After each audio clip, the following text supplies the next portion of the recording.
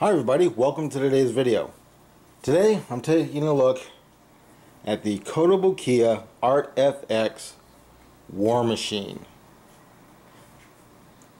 Been wanting to get this one for a while, found it on Amazon for about $90, and it just screamed, buy me, buy me, buy me. So I went ahead and did. Let's go ahead and open it up.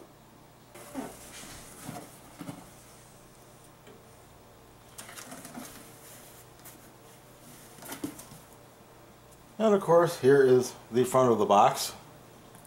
A very nice graphic, but to be honest, this is not the pose that this particular figure comes in. Of course, you got the ARTFX logo here, Iron Man 3, War Machine. I don't know why they marketed this as Iron Man 3, because he didn't appear in the film. However, he did appear as the Iron Patriot. Well, enough about that. Let's take it out of the box. Actually, before we take it out of the box, let's take a look at the box itself. As I stated, this is not the pose the figure will come in. Turn it around to the side. Very nice graphic of the figure itself. This is the pose. Of course, again, you got Iron Man 3. And finally, the back of the box gives you a full view of the figure in its pose. And right around here, short history of Colonel Rhodes and how he became War Machine. Open it up.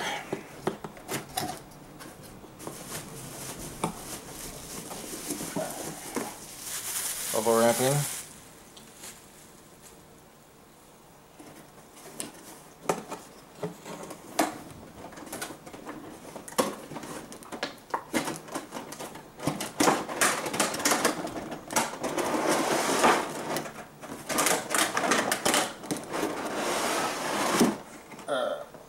Box clamshell kind of thing here. Of course, as you can see, some assembly required. But we'll take a look at the parts in just a second. It does come with easy to follow instructions. I mean, you only have 1, 2, 3, 4, 5, 6, 7 pieces to put together. So it's obviously not that difficult. And of course, here are all the pieces that make up the War Machine armor. Let's go through each piece. First, you have the head. As you can see, just a very good paint job on it. Second, you have the upper torso. Here you have the right and left arms. And here you have the midsection, lower torso, and legs. I'm looking at this and I'm just like really impressed with the paint job on this thing so far. This is going to look great once it all gets put together. Here is his shoulder weapon, shoulder cannon. And it has a little articulation. You kind of swing it a little bit out. But really good detail on it. And here is the base, which I will be zooming in a little more to really show off the detail. Really great detail on this thing. So let's go ahead and take a look at the base first. And here's the base. As you can see, it's just very well done. Very good paint job. Really looks like this thing has been destroyed. You know, it's just basically a big industrial pipe bursting through the floor. Here's the back of the base. Let me zoom in just a little bit.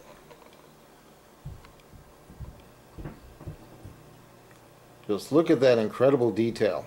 I mean, I just really like all the detail in the metal flooring here. It really looks like it's been destroyed. Very good paint job on Kotobukiya's part. Well, enough about the base. Let's go ahead and put this thing together. Well, the first thing we're going to do is we're going to put the head onto the upper torso.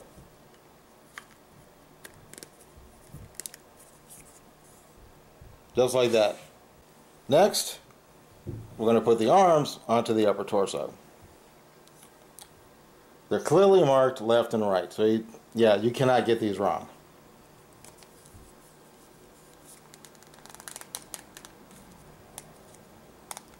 You definitely really want to really push them in there to make sure that you don't really have any play so that they can come loose.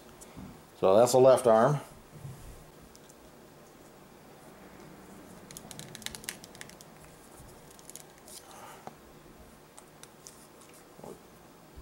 Okay, there you go.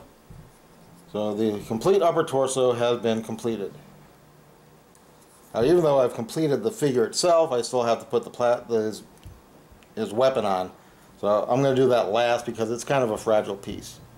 Then we take the midsection and lower torso with legs, and you just simply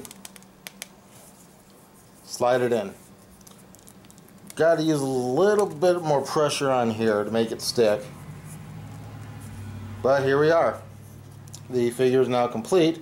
Now all we have to do is put it on the base. Now the one thing with the base, you have this little peg here. And then if you look at his left leg, you'll see where you plug it in at. So let's go ahead and give it a shot. Again, you gotta apply a little more pressure, make sure it sticks, because it holds on by static, basically. I guess that's the term that they use. And it stays. And finally, let's put his weapon on. Right here, there's a little tab that you will go ahead and you will connect this with.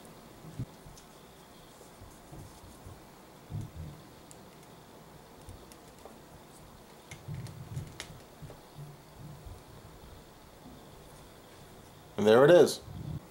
And here's a front view with the weapon. Like I said, you can move it a little bit. I don't see what the real purpose is. But there it is. This thing looks really great. And let me go ahead and give you a little head to toe shot of this thing, front and back, and on the sides, because this thing really looks great. I don't think the video can really do this thing justice. But there is one thing I want to make note of before I do the head to toe shot. Now, this figure does not light up. However, the way it's painted around his arc reactor and around the eyes, it's painted as if it was illuminated. So it's really a good paint job to tricking you to think that this is actually a figure that can light up. Let me go ahead and zoom into the helmet and kind of give you a better example of what I'm talking about. Now here's the arc reactor, which looks like it's somewhat illuminated.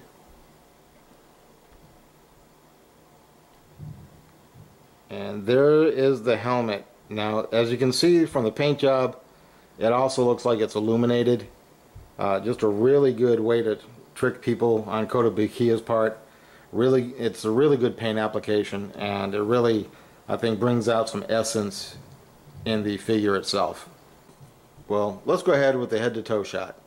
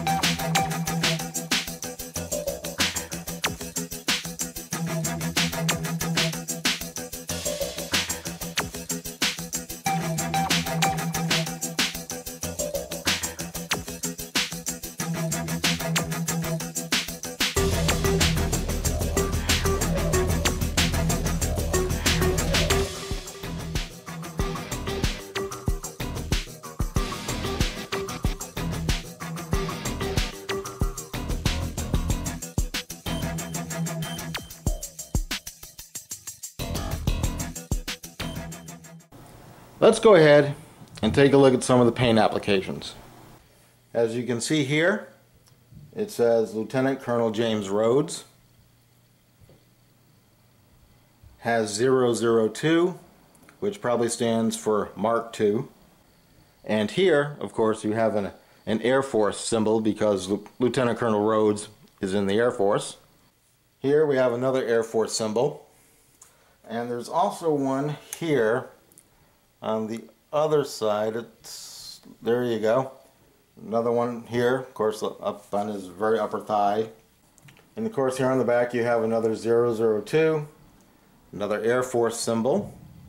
One of the really great things about the paint application is the gunmetal gray offset by the silver color. And it really, I think, adds a lot of character to this particular figure. It's a really great paint job all around. The very high quality that Kotobukiya and ARTFX is well known for. One of the things that I really enjoy is the fact that these particular figures by Kotobukiya are not that expensive. So if you're like a collector on a budget and can't afford the outrageous prices of Sideshow collectibles, Kotobukiya is definitely a way to go. Let's go ahead and see how this particular figure stacks up with my other Kotobukiya Iron Man figures. Here we are with the Iron Man Mark IV. And here we are with the Iron Man Mark II. Both of these Iron Man figures were produced by Kotobukiya. The Iron Man Mark IV, which if you saw my other video, it's a snap kit the same as War Machine, and the Mark II is a cold cast resin statue. Personally, I think they look all great. All three of them just look great together. Unfortunately, War Machine will not fit in my display case. Now, before I wrap this up, I would like to say that about 4 years ago, Kotobukiya was going to release a version of the Mark I, which is what Colonel Rhodes wore in Iron Man 2. Unfortunately, something happened. I guess the licensing fell through, and they never released the figure. I heard from a Kotobukiya representative that they do not and will not have any plans to release a Mark I, which is really sad because from what I saw on the promotional photos, it looked like it was going to be a phenomenal piece. And that's it. Kotobukiya ARTFX War Machine. If you have the opportunity to get your hands on one, if you're a collector, I would highly recommend it. This is a very solid offering from Kotobukiya with an outstanding paint job. It just looks absolutely incredible. For a price of an average of $100, you're getting a very, very good deal. Pick one up where you can. I would just highly recommend it, especially if you are a fan of the Iron Man franchise. You know, like I said at the beginning of the video, I wanted a War Machine in my collection. Now I have one. I think I can now sleep very peacefully.